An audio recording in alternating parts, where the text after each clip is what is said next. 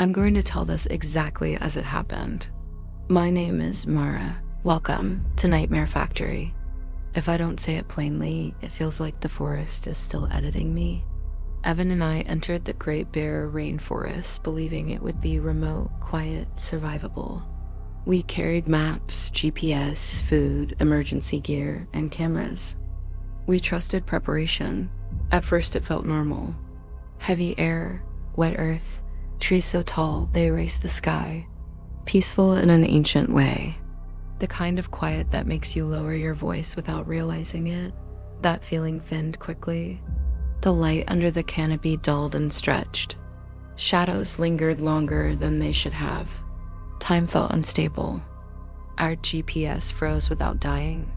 The compass rotated slowly, then stopped, then rotated again, like it was deciding something. The trail narrowed, then it vanished. When we tried to turn back, there was nothing behind us. No footprints. No broken branches. No proof we had ever been there. I was the first to feel sick. Nausea that came in waves. Pressure behind my eyes. Dizziness that felt emotional as much as physical. Then came the certainty of being watched from everywhere at once. Not watched by something hiding. Watched by something confident. The forest went silent. No birds. No insects. No wind. The silence pressed against my chest like a held breath that refused to release. That first night we camped because darkness arrived too fast. Light didn't fade. It disappeared. Our headlamps felt weak, like the forest absorbed them instead of reflecting them back. Sound behaved strangely. Our footsteps felt delayed. After midnight, footsteps circled our tent. Slow, heavy, deliberate. One step at a time. Not animal. Not human. Something patient. Something counting. The moment Evan reached for the camera, the footsteps stopped. What remained was a silence so complete it felt staged, manufactured. In the morning, we found carvings on the trees. Deep, fresh, broken spirals and sharp angles. Symbols cut with certainty, all carved at chest height, all facing inward toward us. When I touched one, my palm blistered instantly, white, raised, perfectly shaped, no heat, no blood. Pain arrived after the damage was already done. It felt like a lesson. By the second day, I realized the forest was repeating itself. The same fallen cedar, the same split trunk, the same orange ribbon tied to a branch, no matter which direction we walked. Evan marked it with tape. When we passed again, the tape was gone, not torn, not fallen, simply erased. That night, I woke screaming. Someone had been standing inside the tent, breathing against my face. Close enough that I felt warmth. Close enough that I smelled damp earth and something metallic. The camera showed nothing. The audio captured whispering that refused to become language. Not words, not sounds. More like intention pressed into air. Sleep became fractured after that. Short bursts. Violent dreams. On the third day, we found a talisman hanging from a branch. Bone, twine, rusted metal, human teeth. Carefully assembled, balanced, it swayed without wind. I stared at it too long.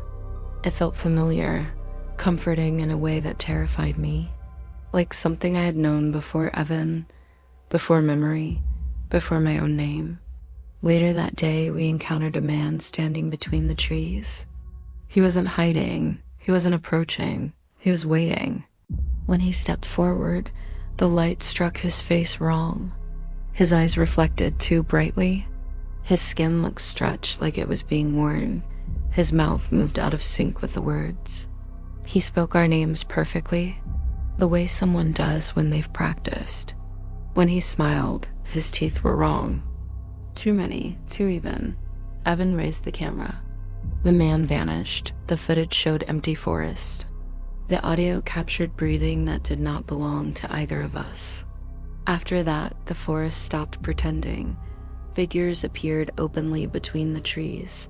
Some were faces I recognized. Friends, family, People I hadn't thought about in years. Some had no faces at all. Just smooth, pale shapes where identity should have been. Voices followed us constantly, always gentle, always familiar, always using Evan's voice when speaking to me, always using mine when speaking to him. We tied ourselves together with climbing cord so we wouldn't be separated. By morning, the cord was frayed, like it had already lived a lifetime, like it had been used and reused by hands we couldn't see. Sleep became dangerous. Dreams bled into waking moments. I started losing time, minutes, then hours. Food spoiled overnight. Water tasted metallic, bitter. The camera never lost power. Not once. On the 5th day, we found the bunker. Cracked concrete, half buried, overgrown with moss like it was being reclaimed. The door was open, waiting. Inside, the walls were covered in layered symbols. Hundreds of them. Thousands, some old, some fresh. They glowed faintly. They shifted when stared at, rearranging themselves, responding. The stairs descended far deeper than should have been possible. The air grew dense, vibrating through bone, through teeth, through thought. I understood then that the writing wasn't alien. It wasn't language, it was memory. Instruction etched into something older than fear. At the bottom was a vast circular chamber. The symbols pulsed like veins. The walls felt alive. Something stood in the center, tall, thin, not solid. Wearing the idea of a person imperfectly, it did not move, yet it felt close.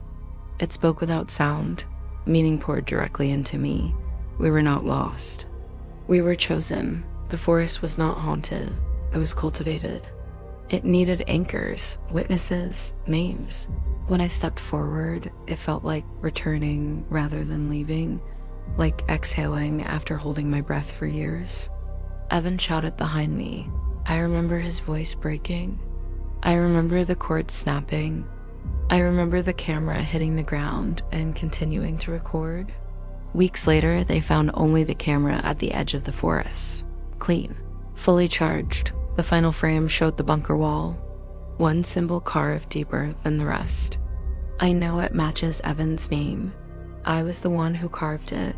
The forest remembers us now. And the camera never stopped recording. Thank you for listening to another episode from Nightmare Factory. If you enjoyed this story, please subscribe.